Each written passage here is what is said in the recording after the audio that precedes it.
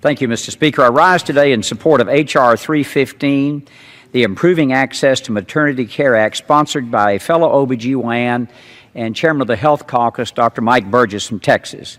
One of the easiest ways to ensure a safer and healthier pregnancy experience for both mother and child is through adequate maternity care. Unfortunately, there are pockets across the United States where women do not have access to needed OBGYN care, which puts both mothers and babies at risk should a complication arise.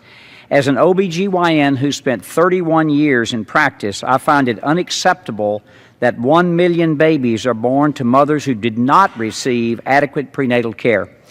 Because without that proper care, babies born to these mothers are 3 times more likely to be born at a low birth weight and 5 times more likely to die than babies whose mothers did receive adequate maternity care.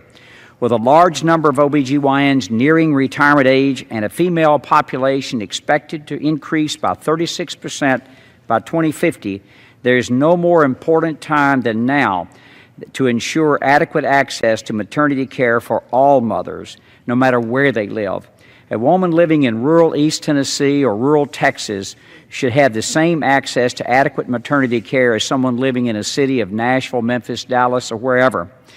I am a proud co-sponsor of this legislation that would require the Health Resources and Services Administration to designate maternity health care professional shortage areas and target maternity care resources where they're most needed, helping to ensure healthier pregnancies and healthier babies.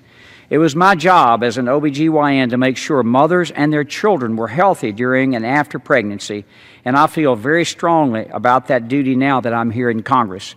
While this bill will not solve the entire shortage crisis, I think it's a meaningful start. Mr. Speaker, I urge my colleagues to support this legislation, and I yield back the balance of my time. Gentlemen.